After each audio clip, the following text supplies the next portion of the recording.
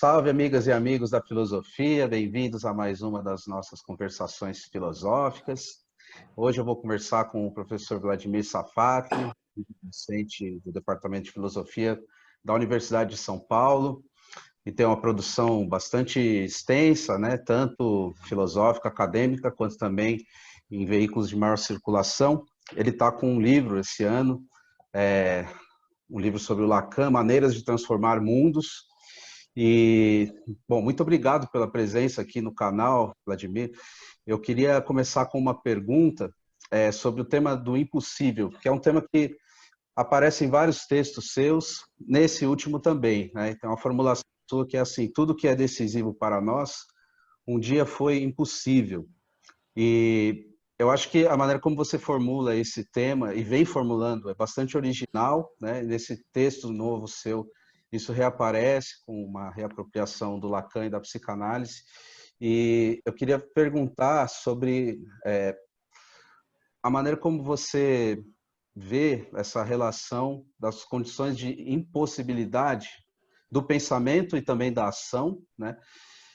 Como uma forma, uma vez compreendida a impossibilidade de pensar ou de agir em determinado contexto, né, isso acaba nos deslocando para uma possibilidade de transformação desse contexto de impossibilidade, né, e que então isso abre uma possibilidade, né? Na verdade, a condição de impossibilidade se torna uma condição de transformação do presente, em que isso no futuro possa vir a ser pensado ou possa se transformar numa forma de ação.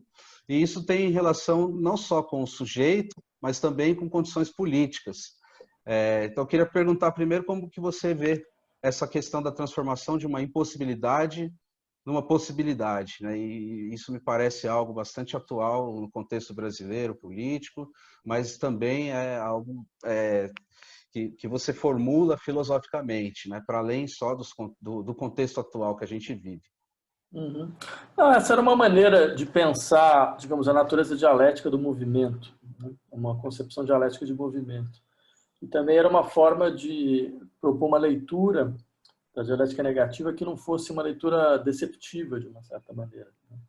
Porque eu partia da pressuposição de que a noção de limite ela desempenha papéis muito distintos, por exemplo, numa filosofia transcendental clássica, tipo kantiano, e numa perspectiva dialética, como essa aberta pelo Hegel.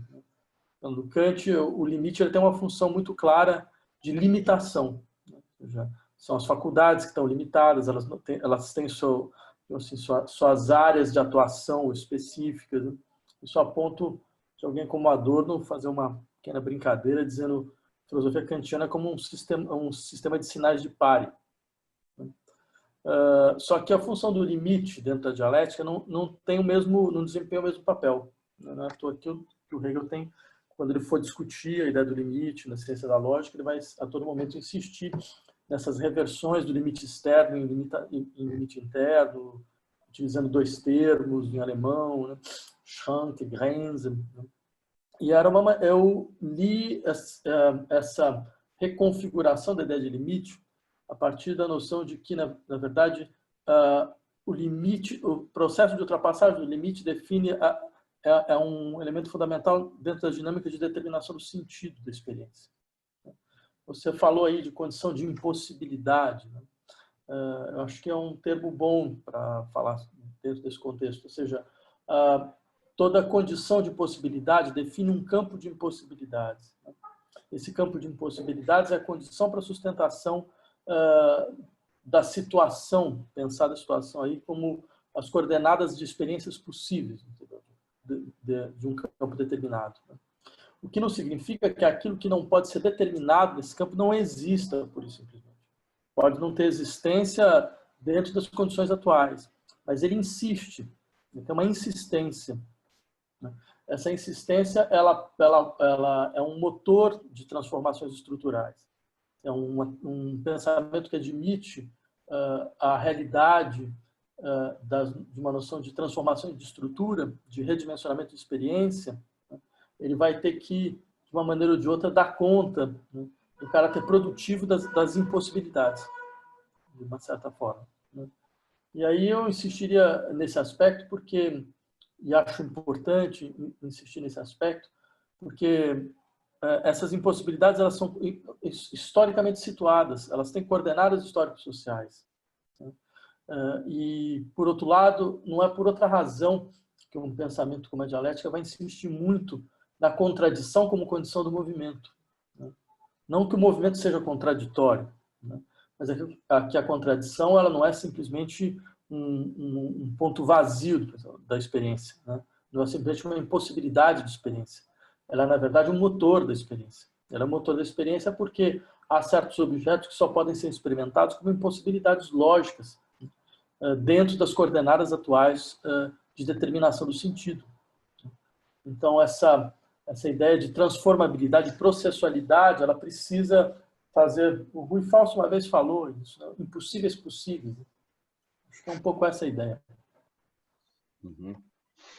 E, Vladimir, uma coisa que eu também queria te perguntar é sobre duas coisas. Primeiro, sobre a herança da teoria crítica no século XX para o século XXI, porque depois da primeira geração da teoria crítica, sobretudo aquele texto de 37 do Horkheimer, teoria tradicional, teoria crítica, e a relação com aqueles primeiros autores, o Adorno, sobretudo, que eu acho que é aquele com o qual você tem mais familiaridade e afinidade, talvez, desses da primeira geração, mas também o Walter Benjamin, o Marcuse, a ida do Instituto para os Estados Unidos. Essa primeira geração ela tem uma forma de compreender essa negatividade que me parece bastante diferente daquela que vai aparecer na segunda e na terceira geração, no Habermas e no Honneth.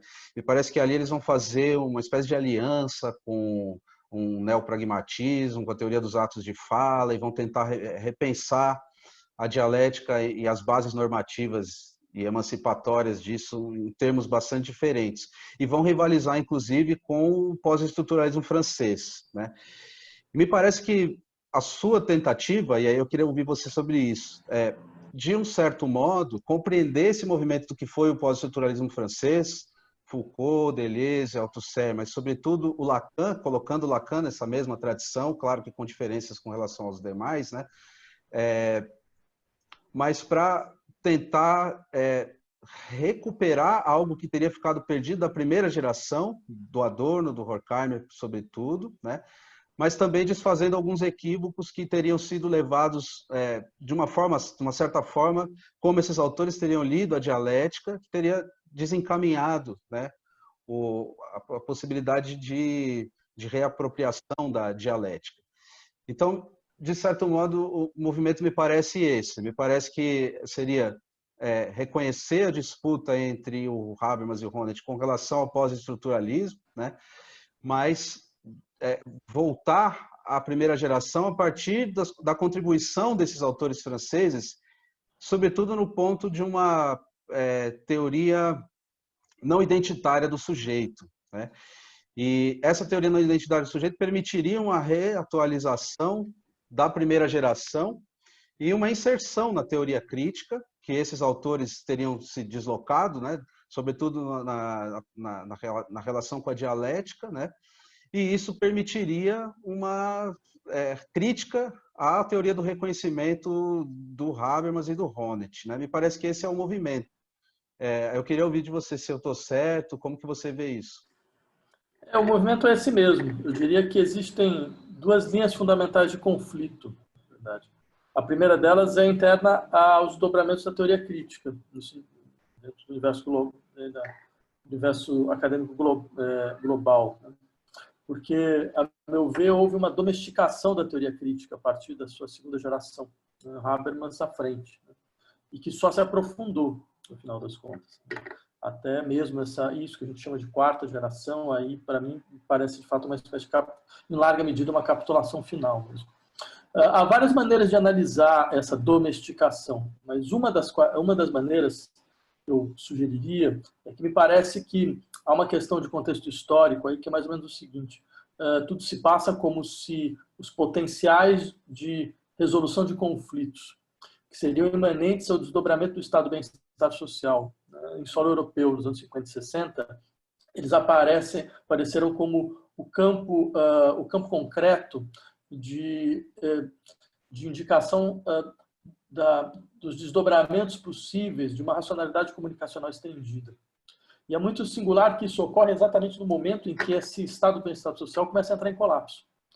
Então, tudo se passa um pouco como se o saldo dessa experiência histórica fosse a constituição de um horizonte, digamos, de resolução de conflitos, um horizonte de gestão, diria mesmo, de conflitos sociais, patrocinados pelo potencial comunicativo que teria sido o que restou dessa experiência social.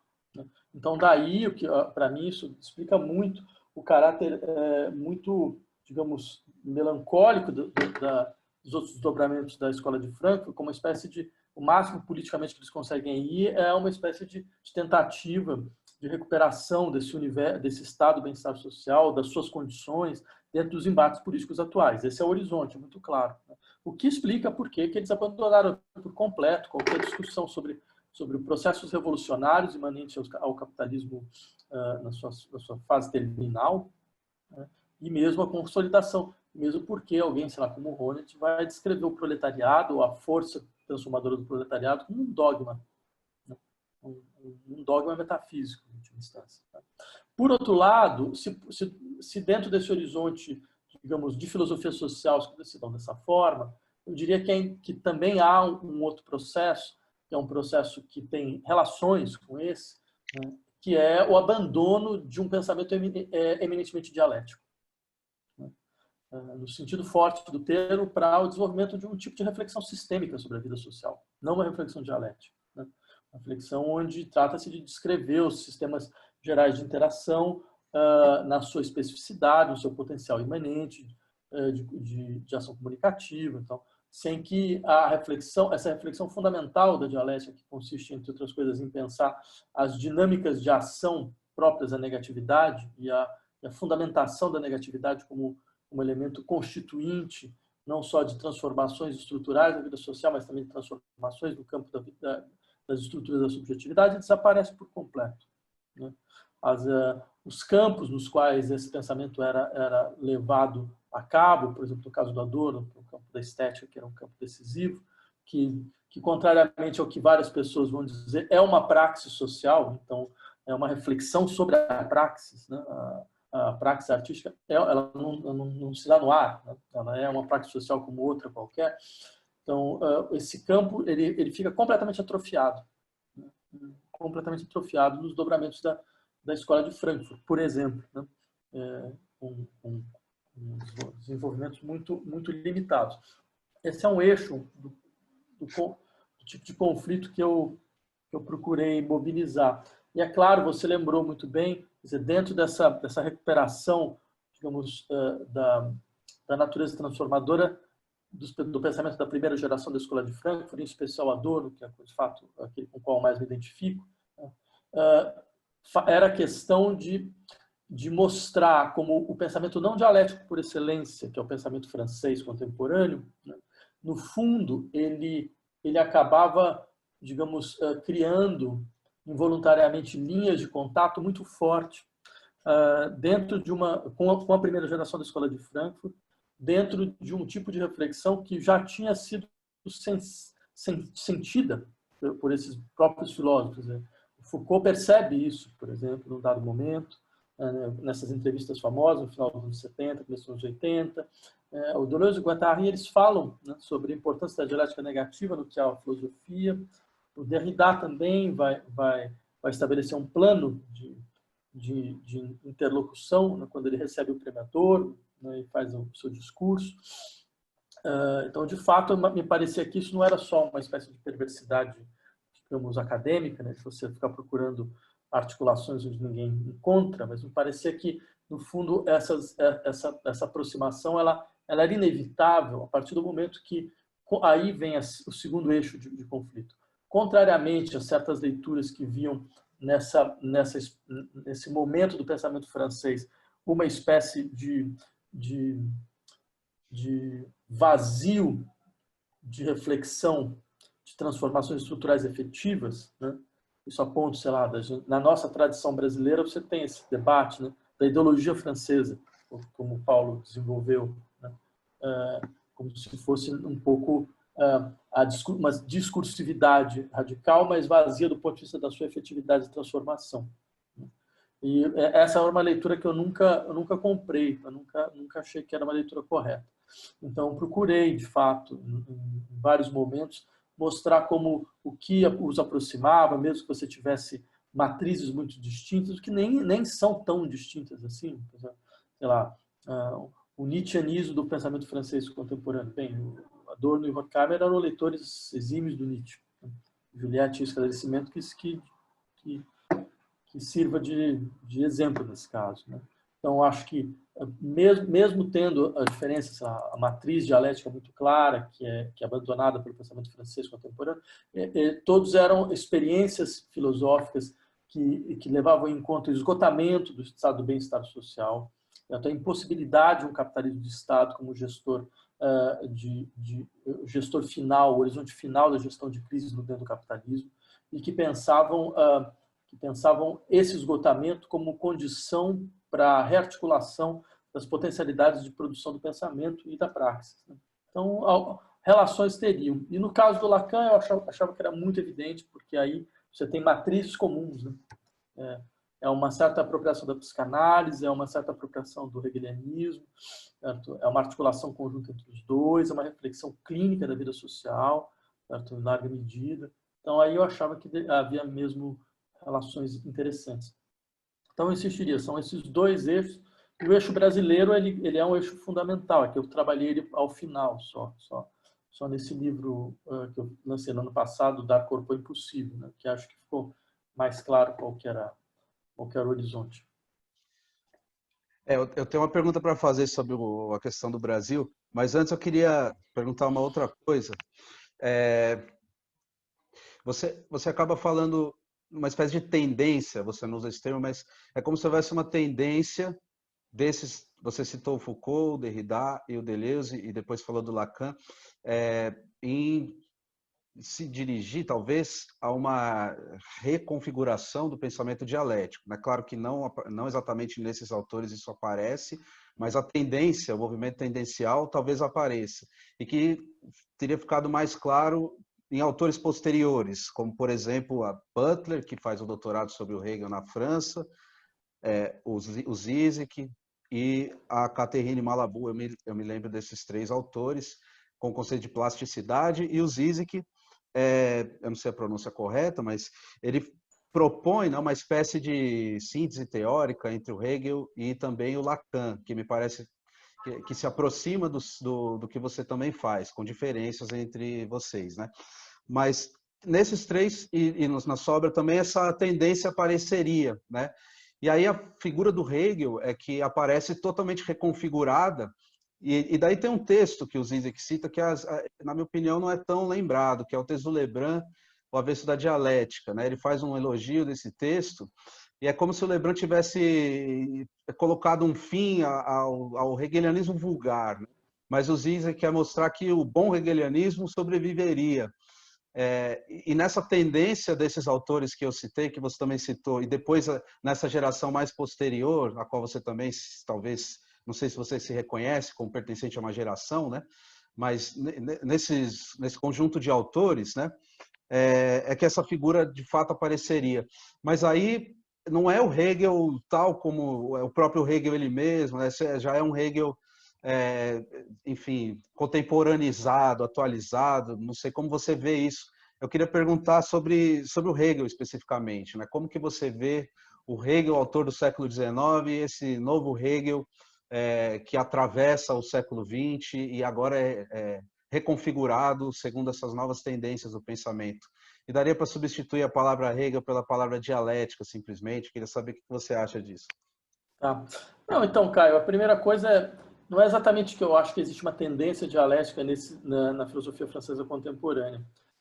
Eu acho, na verdade, que qualquer recuperação da dialética no momento atual, ela precisa saber responder os desafios postos pela filosofia francesa contemporânea. Tem uma certa diferença aí. Eu não vejo matriz dialética nesse pensamento, embora você tenha momentos que se aproximam. Deleuze tem uma filosofia do infinito, que em alguns momentos parece se aproximar da filosofia hegeliana, mas, de fato, as matrizes são muito claras, a matriz espinosista é uma outra coisa. Então, você tem uma ideia de univocidade do ser, que não encaixa no Hegel. Então, acho que, mesmo que uma certa ideia de devir possa ter lá suas relações de ressonância, né? Então, eu acho que não é exatamente uma tendência, mas esse pensamento coloca questões importantes para todo pensamento dialético, eu acho. Coloca questões no nível metafísico, coloca questões no nível lógico, coloca questões no nível da experiência da filosofia social, certo? Ele expõe riscos muito concretos de todo pensamento dialético e questões vinculadas a uma certa maneira do uso da negatividade, uma certa noção de totalidade, uma certa noção de universalidade. Então, acho que não faz sentido tentar voltar sem levar em conta essas críticas. Era isso que eu queria fazer, na verdade.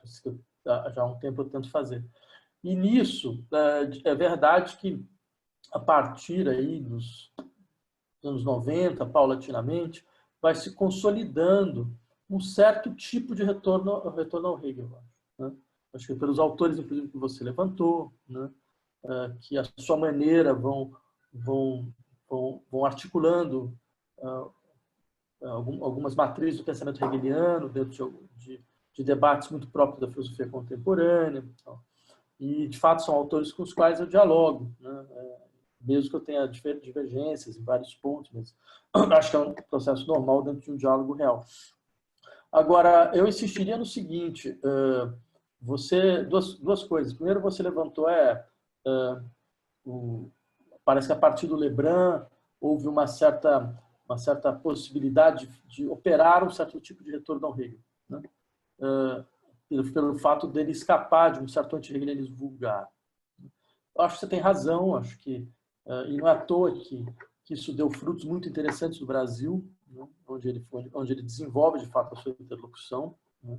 Os seus 2 livros estão entre o que há de melhor na bibliografia sobre o pensamento hegeliano. A Universidade Dialética, eu diria, é o livro que o Deleuze deveria ter escrito, se ele não tivesse tanta raiva, assim, né? E tentasse fazer o seu anti-hegelianismo nas páginas do Nietzsche e a filosofia. Então, se ele quisesse fazer um trabalho mais sistemático, daria no avesso da dialética, eu acho, né? As matrizes são muito parecidas, né? Que é o mesmo projeto, né? É Nietzsche contra Hegel, né? Só que o texto do Lebrun, bem, é um texto de quem quis fazer o processo do começo até o fim, né? Então, eu acho que, de fato, você tem isso, quer dizer, coloca-se um horizonte de questões que, inclusive, para a filosofia brasileira vão ser horizontes importantes, né? A reflexão sobre, afinal de contas, é a dialética uma mera maneira de falar, né? No sentido de um processo de dissolução das dicotomias herdadas pelo entendimento, uma máquina de linguagem, de uma certa forma, né? Uma espécie de crítica da gramática filosófica, né? Ou faz sentido, de fato, conceitos como contradição real, né? Então, a ideia mesmo de que não há um realismo na dialética, muito específico, mas há um realismo. Então, me parece que uma maneira interessante de retornar à discussão hegeliana seja recuperando essa matriz de pensamento. A dialética como um pensamento crítico e o realismo que lhe é inerente. O tipo de realismo que é inerente, que não é um realismo correspondencialista, né? Mas tem algo de pragmático, realismo pragmático, né? Por mais estranho que isso possa parecer, mas é porque é um pensamento da produtividade, dos processos, da processualidade de um pensamento que não é só pensamento, né? Porque não há, em última instância, não há distinção estrita entre pensar e ser, né? Isso não necessariamente deve ser visto como uma proposição idealista, né? Porque seria uma proposição idealista se a gente admitisse uma dimensão meramente projetiva do pensamento, né? Mas há uma dimensão responsiva do pensamento. O pensamento responde ele é violentado por, né? Então ele traz as marcas do que ele violenta, né? Ele é violentado por alguma coisa que é da ordem do real, né? Ele traz as marcas, ele não é um delírio no vazio, né? Então, ao contrário, tem uma dimensão, acho que o pensamento que é capaz de integrar as resistências que vêm do objeto, ele constitui uma estrutura não correspondencial uma estrutura não correspondencialista de realismo, né? E acho que isso fala um pouco para o horizonte contemporâneo, né? A sua tentativa de escapar de uma doxa que se constituiu, né? É um pouco a doxa, né, que você, é o que a gente chamaria de uma certa doxa, de um certo tipo de leitura do pós-estruturalismo, que eu acho que inclusive é uma leitura ruim, né?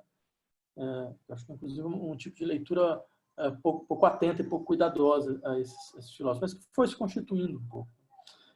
Então, nesse sentido, eu acho que esse é um processo que ainda vai se aprofundar, na verdade. Ele ainda vai ganhar força. Uhum. E eu insistiria, não, entre outras coisas, porque, bem, essa matriz do pensamento crítico é uma matriz que atravessa o século XX. Né? Ela atravessa, porque é uma matriz que vincula marxismo, que vincula os dobramentos do marxismo ocidental. Né? Então, ela é a grande matriz do pensamento crítico do século XX, pelo menos uma das fundamentais. Imaginar que ela se esgota, assim que ela possa ter suas recuperações, suas rearticulações internas, me parece pouco crível. Muito bom. E agora a pergunta sobre o Brasil. Me parece que você escreveu bastante coisa sobre o Brasil, mas não nos seus trabalhos filosóficos. Nos seus trabalhos filosóficos, isso aparece nesse livro da Corpo Impossível, né? Mas, enfim, nos artigos para a Folha, em outros textos de maior circulação no Brasil, as questões políticas tal, apareciam mais. Mas eu penso que na sua elaboração propriamente filosófica, se é que há distinção, né, mais assim, técnica, mais acadêmica, foi nesse livro que isso apareceu. E daí a questão que eu queria colocar é assim, o Hegel no Brasil, ele tem algumas entradas, né? Tem a Escola de Recife, Tobias Barreto, tem o Padre Vaz, mas aquela a qual você se filia é pelos autores da USP, né? De São Paulo, e aí tem uma linha muito explícita, muito bem traçada, que começa talvez no Antônio Cândido, passa pelo Roberto Vaz, chega no Paulo Arantes, e me parece que naquele capítulo você está, de certo modo, reconstruindo essa linhagem e colocando suas questões também. E daí, a maneira como o Paulo se apropria do par Antônio Cândido Chivarques, né, me parece que é um pouco a seguinte, pelo que eu entendo desse texto que você mencionou há pouco, né, a tentativa de identificação da ideologia francesa e também no departamento francês de ultramar, né, é como se ele quisesse fazer para a filosofia, a partir do exemplo da USP, um pouco o que o Chivax fez com a literatura, a partir do exemplo do Machado de Assis, e, por sua vez, na esteira da formação da literatura brasileira do Cândido, né? Uma relação entre literatura e sociedade, agora pensada substituindo a literatura pela filosofia, né? Seria isso, uma relação entre filosofia e sociedade, na qual a filosofia passa a fazer sentido dentro de um contexto mais amplo, de uma espécie de sociologia das ideias, pensada nos termos de uma dialética, né? E se essa dialética for negativa, então a gente tem que compreender a negação indeterminada que isso no qual isso possa culminar. Só que no Chivax, o exemplo era o Machado de Assis. O Machado de Assis seria o autor de uma espécie de realismo, né, que não é bem o realismo nos moldes do pensamento do realismo europeu, mas é um realismo ainda. E por isso é que ele seria o grande exemplo, né? E aí me parece que o Chivax está mais perto do Lukács do que do Adorno nesse ponto, né? Da disputa entre os dois, entre o realismo e o modernismo. Não sei o que você acha disso. Mas o Paulo Arantes daria um passo além disso, né? Na medida em que ele coloca a filosofia e não a literatura e introduz alguns outros elementos e tal. Mas aí aparece uma outra figura que vai antagonizar com isso, que é o Bento Prado Júnior, né? E o Bento, no modo como ele lê essa tradição dialética, Cândido, Chivax, Paulo Arantes, né? É interessante porque ele sim tem uma leitura muito mais simpática aos autores franceses, né? Do Bergson a Deleuze, passando pelo Sartre, né? Talvez o Sartre seja a maior figura para ele, mesmo na maneira como ele leu o Bergson e mesmo na maneira como ele leu o Deleuze. Isso talvez tenha ficado mais claro no livro póstumo, né? Que você que organizou, inclusive, o Ipseitas lá, né? Que ele acabou não concluindo, mas me parece que ali seria um retorno à ideia da circularidade do sujeito, da ipseidade do sujeito, para além do Deleuze e para além do Bergson também. Mas aí, voltando ao ponto, né? Me parece que o que você tenta fazer ali é um pouco o acerto de contas com isso, recolocando a disputa entre o Bento e o Paulo, né? Mas indo para além. O mesmo movimento que eu observei quando eu formulei a pergunta anterior, né, sobre a teoria crítica e a importância dos franceses nisso, né, me parece que você encontra na atualização da dialética no Brasil.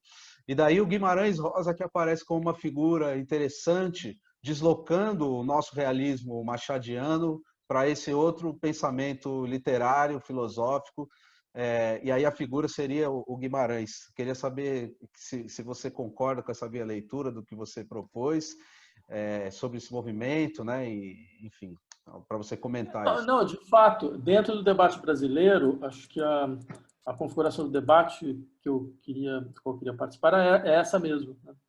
E é verdade que eu tentei fazer do Bento uma espécie de dialético involuntário, né? Malgré lui, né? Contra a sua própria vontade, né? Havia razões para isso, né? A principal delas é a seguinte: de fato, bem, a dialética foi um modo de reflexão sobre a realidade nacional muito presente entre nós, né? Mas como já nos anos 60, eu acho que aí o Schwartz, depois o Paulo, eles tiveram um papel decisivo nisso, que ele mostrou como era uma dialética de conciliação. Era uma tentativa de explicar, no fundo, de dar a formulação teórica para o sistema de paralisias e de impasse que se perpetuava dentro da realidade nacional. Então, era uma dialética entre atraso e modernização, ordem e desordem, ou seja, em última instância, todas essas figuras, essas dualidades que seriam marcas da realidade nacional, mas acabavam, de uma certa forma, se estabilizando. Então, daí por que eles vão fazer esse exercício fundamental, né? Que é o exercício de recuperar a dialética negativa do histórico nacional, mas insistindo na sua natureza de lógica da desintegração. Contra esse processo de integração, a insistência, então, de um tipo de negatividade que explicita, né, o caráter falso das conciliações, né, e dissolve os seus termos. E aí vem a importância do Machado, né? E é muito interessante, eu acho que a atualidade que esse tipo de estratégia ganha. Por exemplo, nesses últimos tempos, a gente viu um tipo de discurso que a despeito da tentativa da enésima tentativa de afirmar a pretensa existência de uma democracia racial no Brasil, né, que vai se voltar exatamente contra esses sistemas de integração, insistindo na irredutibilidade dos termos como uma condição para o reconhecimento do tipo de violência e de sofrimento no qual a sociedade brasileira se assentava. É muito interessante que volta um tipo de crítica, aquela crítica à antropofagia que o Schwartz fazia, né? Insistindo exatamente no tipo de risco que esse tipo de discurso poderia mobilizar enquanto horizonte conciliador da realidade nacional, e com toda razão, né? Então, eu diria, esse debate, a meu ver, é um debate atual, ainda bastante atual. Só que eu também entendo que naquele momento, né, momento dos anos 60, o ápice do nacional desenvolvimentismo, certo?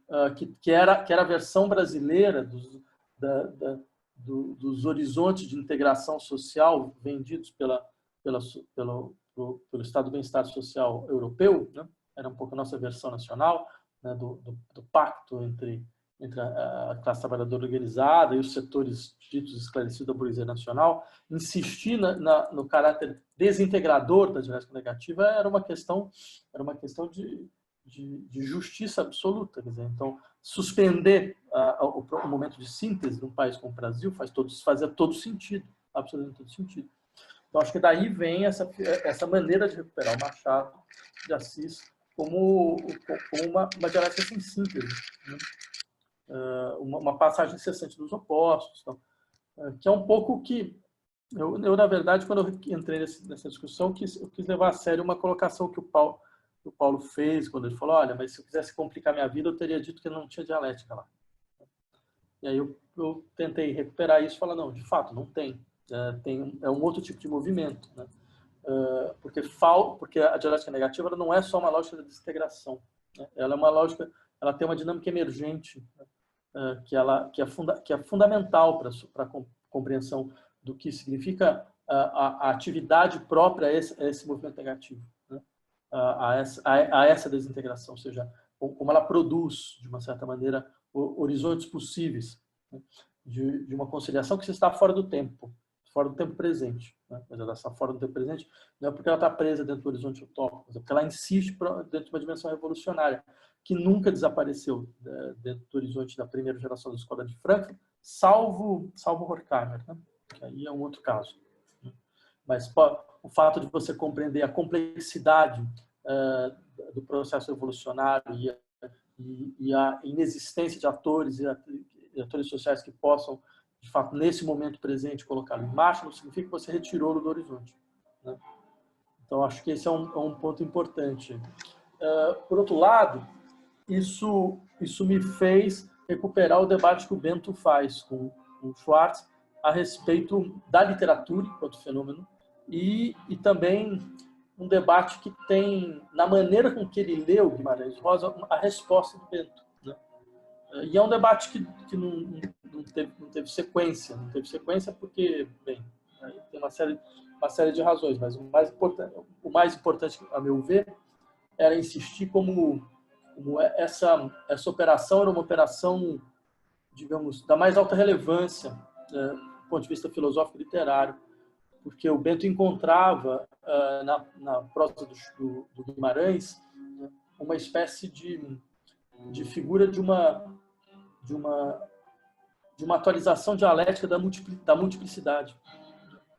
São as figuras de falas que atravessam tempos, que lembram muito, mas muito, certas concepções de temporalidade dialética com sua contração temporal, né, como forma possível de uma dinâmica de síntese que mostra, entre outras coisas, a função política da literatura, né, que é forçar a imaginação social para onde ela não consegue ir. É claro que e deixar como uma espécie aí de mensagem numa garrafa, né, as potencialidades de uma experiência que pulsa no interior da realidade nacional e que luta por encontrar forma.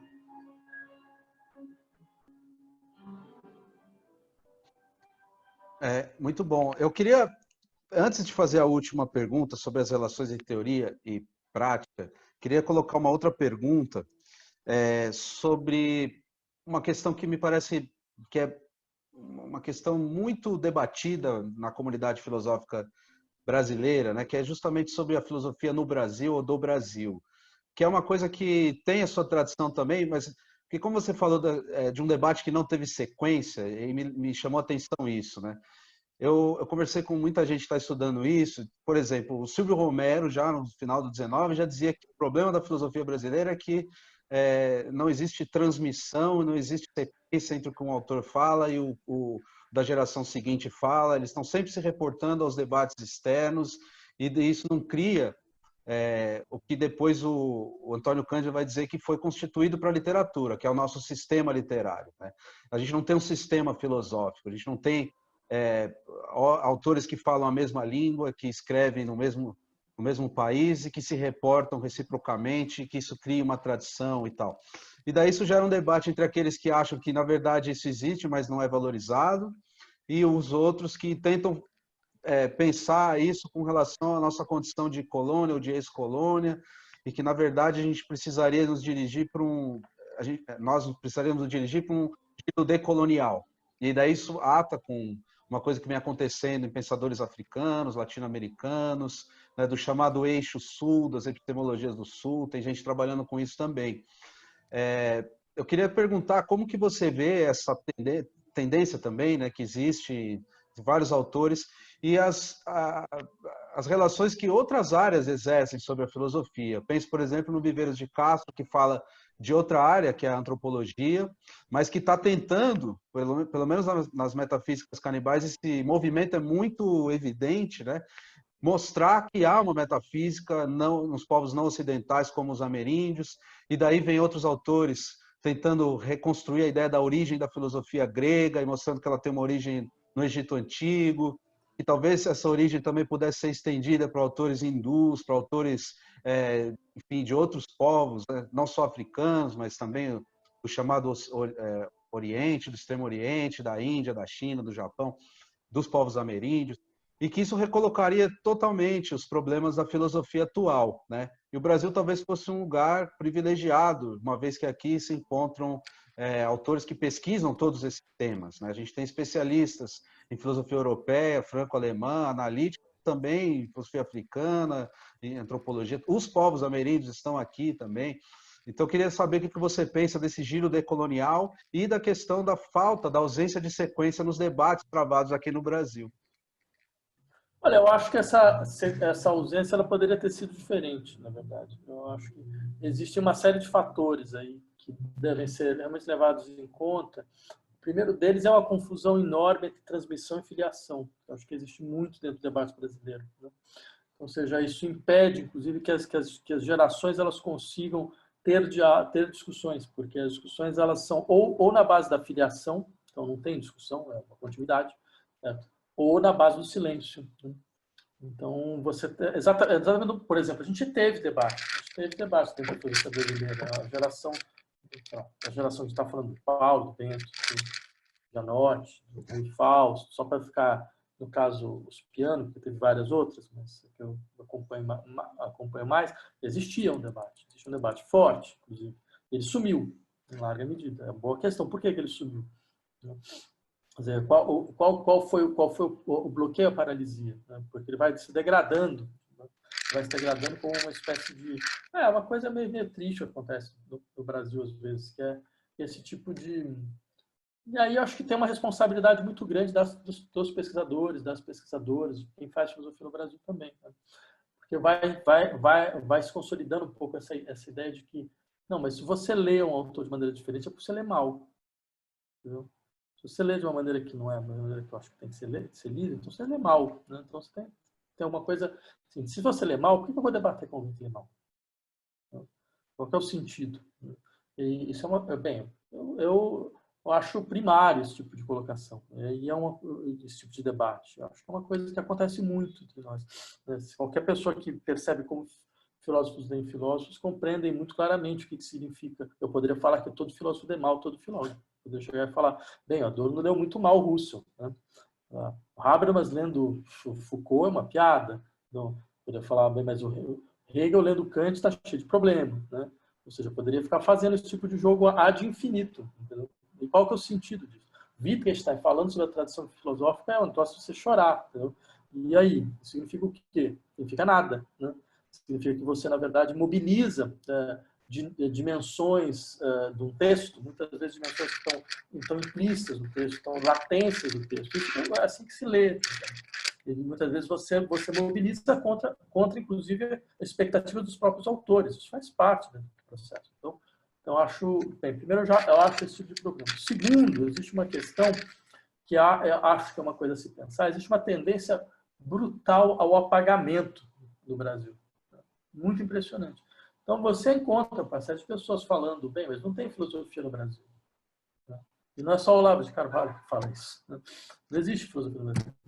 Então, a gente precisa refazer, precisa ir atrás das matrizes que foram negligenciadas, silenciadas. Aí você faz um outro silenciamento também. O silenciamento dizer que não tem. Como não tem? Isso, você percebe o que a gente vai fazer no final? A gente vai simplesmente apagar de novo, mais uma vez, apagar uma certa tradição. Por alguns entenderem, inclusive, que é uma tradição europeia. Eu acho uma coisa que não faz literalmente o menor sentido. Eu lembro quando eu estava num conselho da Polity Press, de uma série que chamava Global South, né? Uma série de livros e tal. E teve esse debate. Por exemplo, eu apresentei um livro do Bento, foi traduzido agora, e um debate uma série de pessoas estavam dentro do conselho falando, mas isso é muito europeu. Aí eu fiquei indignado. Mas como assim? Vocês estabeleceram uma divisão internacional do trabalho agora? Quer dizer, tem questões que podem ser discutidas e autores podem ser discutidos por europeus e a gente não pode discutir. Quer dizer, tem esse risco também. Eu acho uma coisa extremamente problemática. Que vendendo uma espécie de desrecalque descolonial acaba por eliminar tradições que são próprias dos locais. Quer dizer, esses debates com esses autores são debates com esses autores muito marcados pela realidade nacional, né, com a sua especificidade. Né? A gente poderia insistir em várias tradições nesse sentido. E isso eu acho completamente equivocado. Dito isso, eu insistiria, de fato, existe um desrecalque colonial que é necessário. Eu escrevi um texto há um tempo atrás, lembrando de um fato que sempre me chamou muita atenção da minha formação. Eu lembro, quando eu fazia faculdade, de um colega virar para um professor e falar: por que a gente não estuda filosofia indiana, filosofia africana, filosofia chinesa? Eu falei: não, porque não existe. Não, como assim não existe? Não, só existe mito, não existe logos. Assim, claro que não existe logos é invenção grega, mas assim, ver que a experiência, digamos, da inquisição dos sistemas causais de fenômenos no mundo, e o giro crítico a respeito dos valores que organizam sua vida social, tem sido uma invenção grega. É completamente absurdo, porque, na verdade, a maneira um pouco de dizer, se o logos é o que dá a emancipação, que fornece o princípio de emancipação, tal como a gente compreende, então, é claro, a emancipação ela consiste em integrar uma tradição de reflexão, de crítica que é europeia. Ou seja, ela consiste em nos fazer bons europeus. Essa é a emancipação, entendeu? Então, esse dispositivo filosófico, ele está longe de ser uma coisa menor, é uma coisa fundamental dentro dessa discussão colonial, dentro da perpetuação da lógica colonial, né? E eu insistiria que isso tem que ser desmontado de uma maneira irrefreável, né? Porque parte-se do pressuposto, entre outras coisas, quer dizer, isso inclusive é uma matriz de um certo tipo de organização de experiências coloniais como a nossa, que partem exatamente do pressuposto de que não há nada a procurar dentro, por exemplo, de matrizes como o pensamento ameríndio, pensamento africano, porque eles não podem dizer nada sobre a experiência efetiva de liberdade social. Eles desconhecem a emancipação real. Essa é a consequência, entendeu, desse tipo de pensamento. Então, o tipo de pensamento, mais uma vez, está longe de ser uma questão meramente filosófica, porque nenhuma questão filosófica é meramente filosófica, né? Mas ela é uma questão decisiva, eu diria, para a experiência social de um país como o nosso, né? Então, eu só poderia ver com muitos bons olhos esse processo, que eu acho que o ideal mesmo vai ser esse momento no qual a gente vai poder ter um tipo de experiência de formação, no qual todas essas matrizes filosóficas elas estão presentes. Estão de fato presentes, né? Para mim, isso foi interditado, na medida, porque eu fui formado dentro de uma tradição onde não havia esse tipo de circulação, né? E o resultado, por exemplo, é um pouco, entre outras coisas, quando você falou do Eduardo Vieira de Castro, o que é interessante do trabalho dele era um pouco mostrar como, vejam que coisa fantástica, a gente tinha uma experiência, uma formação social do nosso lado, que tinha uma série de elaborações singulares e originais a respeito do que é identidade, do que é diferença, certo? Do que é estruturas de relação, certo? Do que significa em formas de interação, ou seja, que se aproximava em larga medida de certos momentos nos quais o pensamento ocidental se voltava contra si mesmo. E a gente não viu isso. A gente simplesmente não viu. A gente não foi formado para ver e para procurar. Eu até lembro aqui, por exemplo, na França teve uma discussão de um antropólogo que foi fazer uma crítica desses trabalhos do Eduardo, dizendo, bem, na verdade, esses índios são muito singulares, porque, afinal de contas, parece que todos eles são do Quartier Latin. Mas isso demonstra um tipo de estupidez que é mais ou menos a seguinte: é claro que ele ia aparecer como um filósofo do Quartier Latin, não é porque a gente estão projetando um no outro, é porque os momentos, a história da filosofia ocidental, ela foi marcada pelo silenciamento, entre outras coisas, em relação às potencialidades de produção de experiências de liberdade e emancipação em outras formas de pensamento ligadas a outras formas sociais, né?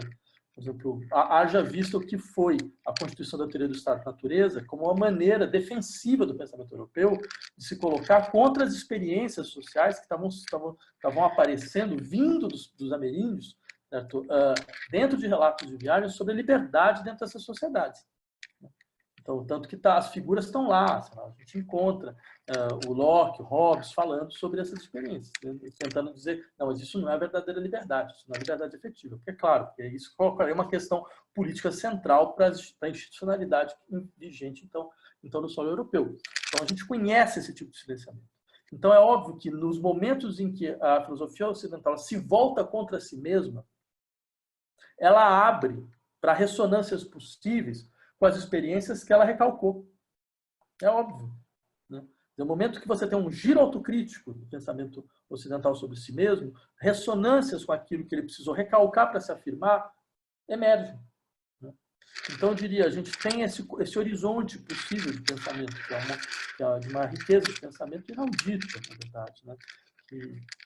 que pode, de fato, constituir uma multiplicidade real, né? No qual você não precisa perder nada. Você não precisa abrir mão de nada. Ao contrário, sim, você pode ter uma máxima integração. Eu insistiria que essa é uma tarefa filosófica para as próximas gerações.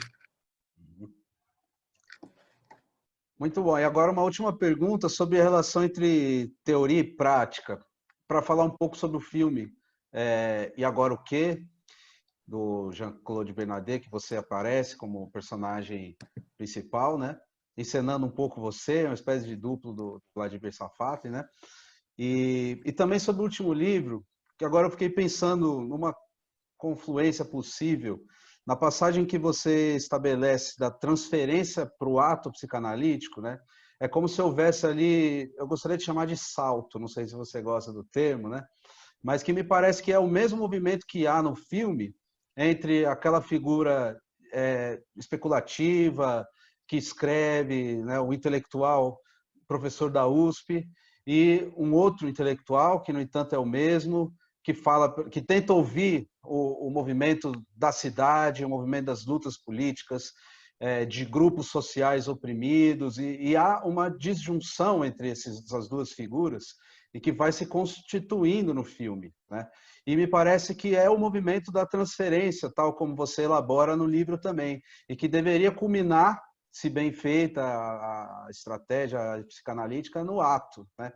Eu queria saber o que você acha dessa minha ilação e sobre o que você pensa sobre essa relação entre elaboração. Você mesmo falou, não é um idealismo, né? Como que se escapa desse idealismo e, ao mesmo tempo, não se deixa de fazer filosofia?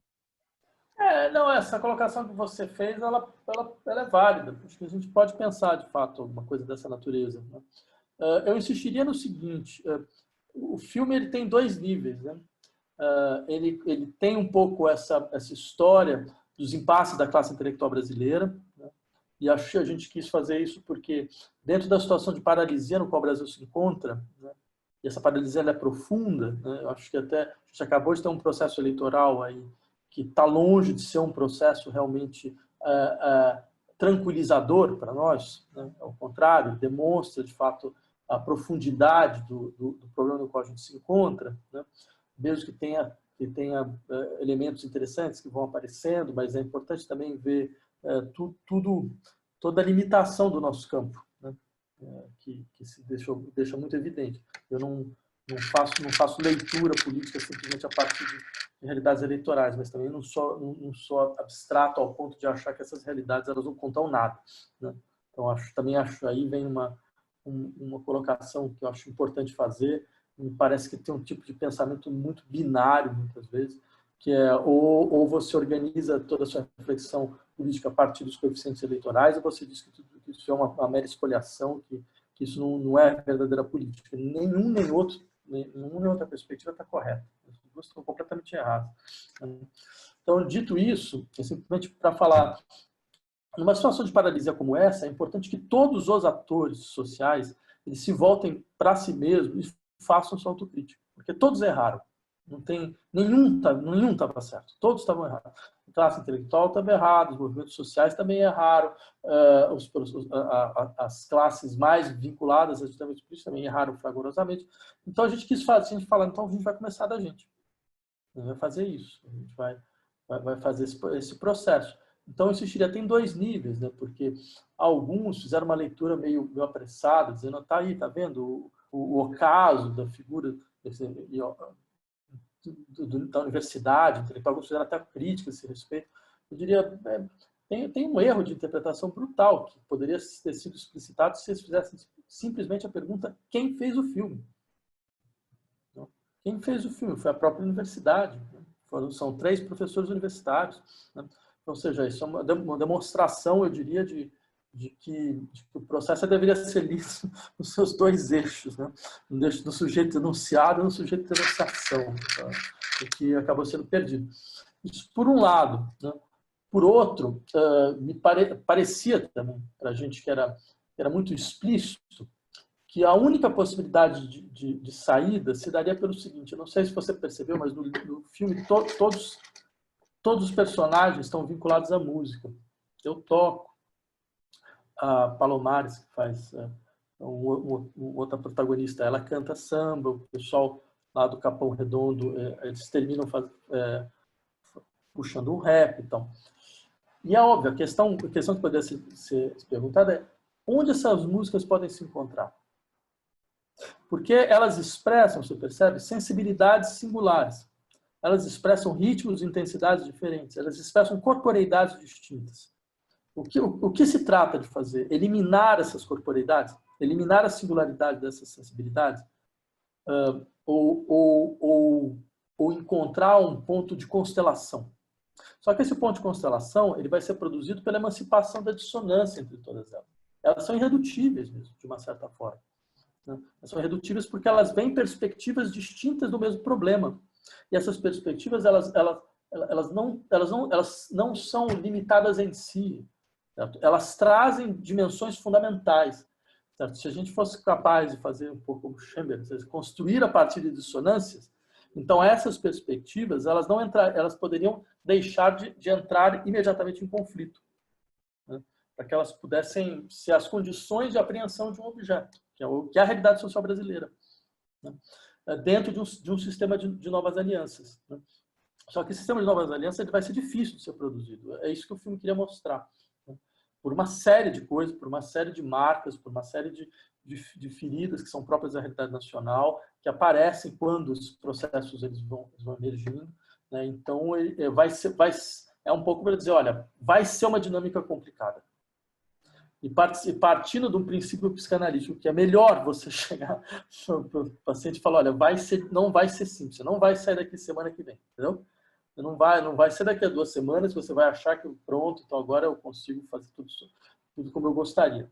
Vai demorar, né? Então a gente quis mostrar isso, por isso que a gente suspendeu qualquer possibilidade de uma espécie de conciliação. Por isso que no final, a gente meio incentivou, falou, não, deixa bater, deixa o carro bater, porque é importante mostrar o carro batendo, né? Que a gente poderia chegar e falar, bem, mas eu fiquei faz anos que eu faço trabalhos em periferias e nunca teve essa resposta. Sim, mas isso impediria de mostrar um elemento importante. Não, mas tem uma tensão que ela vai crescer. Ela vai crescer, né? E essa tensão é importante se preparar um pouco para ela, né? E eu acho que uma das 2 coisas que me deixaram muito claro, mostraram muito claramente isso e como isso é uma coisa complicada, né? Por exemplo, a gente criou uma espécie de psicodrama ao final, né? Percebido, né?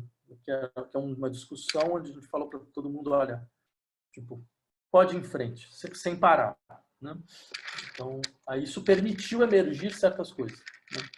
Uma delas é, por exemplo, sei lá, o pessoal da periferia virar para mim, como cara da universidade, e falar, mas a esquerda nunca falou sobre racismo no Brasil, né?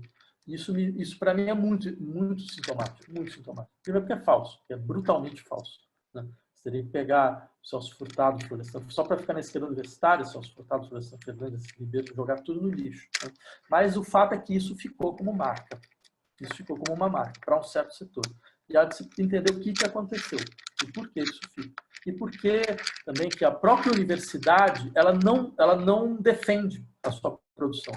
Porque esse pessoal da periferia, não sei se você percebeu, eles falam muitas vezes como universitários, mas como universitários que se voltam contra um certo tipo de tradição que eles veem como a tradição do pensamento nacional em nome de uma outra tradição, em nome de uma tradição descolonial, tal. Então, é quase, né, tem um jogo ainda de espelho aqui, porque é quase como são, na verdade, são dois discursos universitários, no final das contas, de uma certa forma. Né? A gente conhece esse debate dentro da universidade, né? Eu já ouvi essas colocações dentro da universidade, né? Ou, por exemplo, ouvir coisas do tipo, não, mas ouvir recusas de alianças entre dois sistemas de violência que são fundadores do Estado brasileiro. O Estado brasileiro tem dois grandes eixos de violência. A sua violência estrutural, ligada ao fato do Brasil ter sido construído a partir de um experimento econômico, como diz o Celso Furtado, que é o latifúndio escravagista primário exportador, e como esse latifúndio funda a estrutura da vida social brasileira até hoje, estabelecendo uma distinção muito clara entre sujeitos que vão ser reconhecidos como pessoas e sujeitos que caem em posição de coisa, sujeitos que vão ser objetos de luto, de dor quando morrem, sujeitos que vão cair em condição de número quando morrem. Ou seja, essa é a violência de base da sociedade brasileira. O Estado brasileiro foi montado para perpetuar essa violência. E você tem a violência da sua história recente, da ditadura militar. E foi uma violência que deixa outro nível de marcas também na estrutura do aparato institucional brasileiro. Não é à toa que, do ponto de vista da estrutura da segurança nacional, a Constituição de 88 é uma cópia e cola da Constituição de 67. A gente vê, por exemplo, todas essas figuras retornando. Quando elas retornam na figura do quê? Na figura de uma mistura de capitão de exército da ditadura militar e de bandeirante que vai correr atrás de pessoas que foram colocadas na posição de escravos. Né? Então, ou seja, essa mistura que está junto aos dois. Né? E ela é importante que ela seja entendida.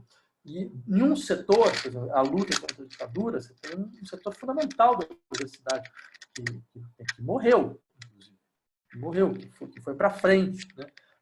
Que lutou muito claramente. Então, essa aliança dentro da realidade nacional seria uma aliança explosiva, seria uma aliança fundamental. E há dificuldades em consolidá-la. E aí eu acho que é toda uma discussão a se fazer por que ela é tão difícil. Porque eu acho que dela parte um pouco da nossa possibilidade de transformação social daqui para frente. Uhum. Muito interessante. Você falando, eu comecei a lembrar de quando eu estava lendo o capítulo sobre a transferência. Tem algo de teoria estética ali do Adorno, me parece. Não sei o que você acha disso. Quando você diz que a transferência se faz entre objetos e não entre sujeitos, isso que você falou dessa última cena do filme, né? Como se e o fato de todos serem músicos, né? Essa transferência, para ela ocorrer, ela não pode ser pensada nos termos de uma teoria da intersubjetividade, né? Ela tem que ser pensada nos termos de um conflito, de uma tensão entre objetos.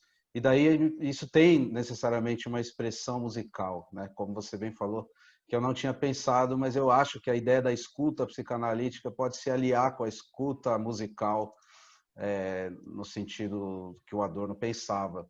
E daí o conceito e o movimento da matéria musical sonora também confluem, né, no que você propõe. E eu deixo essa última coisa aí para você comentar e se você quiser dizer alguma última coisa para a gente encerrar essa entrevista. Não, eu entendo, eu acredito entender um pouco o que você está indicando. Eu diria de fato, quer dizer, não é um déficit de diálogo intersubjetivo que falta, porque dentro desse contexto, o não diálogo ele não indica uma impossibilidade de interação, ele indica talvez a questão, olha, dentro dessa linguagem não tem como nós nos falarmos, de uma certa forma. Então, eu acho que isso você pode ver isso de várias formas. Uma dessas formas é que a gente faz uma crítica do identitarismo, né, hoje em dia, né, que eu acho muito ruim, em larga medida. Eu sempre achei que a identidade era um problema, uma regressão política fundamental. Só que eu acho que quem quer fazer uma crítica do identitarismo tem que começar por si mesmo. Né? E no nosso caso é muito evidente, quer dizer, o identitarismo mais forte é o identitarismo branco. Né? É aquele que constituiu sua força hegemônica durante toda a história desse país. Né? Então, seja, ignorar isso, é claro que se você ignora isso, você vai ter resposta defensiva do outro lado. Agora, por que é importante, eu acho, levar isso em conta? Porque há uma questão de descomposição de lugares que é um elemento fundamental aí. Essa descomposição de lugares, ela permite a circulação do tipo de fala que não é própria de ninguém. E esse tipo de fala que não é própria de ninguém, ela traz, como objetos que circulam, ela traz as marcas, experiências que de uma certa maneira, têm uma força de implicação de todos. E há um momento onde a experiência política ela deve perder o medo de falar dessa forma, né? Falar sobre todos, todas, todos, ou seja, uma espécie de campo de implicação geral. Eu acho que isso, eu quero acreditar que a autocrítica profunda do que nós nos tornamos, né? Isso passa, então, pela percepção das condições de organização identitária que se passa por um falso universal, que no fundo é um falso universal. Isso é a condição para que uma verdadeira universalidade se constitua. E acho também que, por outro lado, essa verdadeira universalidade ela só pode ser enunciada por aqueles que foram radicalmente excluídos dentro do processo de reconhecimento. Ou seja, aqueles que foram literalmente tirados para fora da humanidade. Eles que podem falar sobre uma humanidade por vir, né? Então, acho que há uma equalização que é possível. Ela é possível. Ela é completamente possível, né? Ela se dá a partir da compreensão da solidariedade genérica de processos de espoliação que tocam todos, de certa forma, né? Mesmo que com intensidades diferentes, mas que tocam todos. Então, acho que quando isso ocorre, você tem processos políticos de uma força indescritível. Haja visto o que aconteceu no Chile, né, por exemplo. É um país que conseguiu, é um dos casos únicos na história onde um povo insurreto obriga um governo a aceitar um processo constitucional. Dificilmente você vai encontrar uma história parecida assim na galáxia. Então, isso implica, isso de um povo, você percebe que, por exemplo, hoje eles têm um movimento feminista, um dos mais fortes que se tem notícia. É o único caso onde você vai ter um processo constitucional com paridade de gênero. Isso nunca aconteceu em lugar nenhum do mundo, né? E isso em um povo que até 5, 6 anos atrás não tinha nem divórcio. Não existia nem lei de divórcio. Então isso demonstra como é uma questão, digamos, de circulação para que essas forças políticas elas consigam se constituir. E, de fato, é verdade, a sociedade brasileira, esse é o problema central hoje em dia. A gente está numa situação de completa paralisia, ou de uma larga paralisia. O que não significa falta de energia de transformação, pelo contrário, mas significa uma dificuldade de encarnação em um corpo social. Muito obrigado, Vladimir, pelas respostas. Quiser encerrar com alguma coisa, eu pensei aqui na questão do diagnóstico clínico das condições de impossibilidade, né, para retomar a primeira pergunta que eu fiz. Talvez a função, né, da filosofia possa passar por aí também, para pensar o presente, e me parece que nas suas respostas foi um pouco isso que você acabou dizendo. Não, se eu pudesse deixar uma definição de filosofia, eu sempre achei que filosofia é uma modalidade de discurso de reversão crítica a respeito dos nossos próprios valores. Da maneira com que nós encontramos de fazer a crítica daquilo que nós nos tornamos, dos valores que, de uma certa maneira, constituem nossa vida social. Então, acho que essa vai ser sempre a sua função, né? Ela sempre ganha força em situações de crise, né? São momentos de crise que ela realmente... Não porque ela tenta justificar o que está sendo perdido, mas é porque ela tenta empurrar a imaginação social para fora dos seus limites, né? Uhum. É isso aí. E vamos aguardar o próximo passo da sua elaboração, né? Eu vejo que você também fala bastante sobre estética, ouvi você falar que está pensando em escrever algo sobre isso. Esse deve ser o meu próximo livro mesmo, né? Então, essa é a ideia. Espero que até o ano que vem ele esteja pronto. Tá? Legal. Então, maravilha, cara. Então, parabéns aí pelo seu canal, fazendo um bom trabalho. Obrigado. E continua. Valeu, obrigado. Quem assistiu a gente aqui também agradeço. E fiquem ligados aí nas próximas conversações filosóficas. Até mais.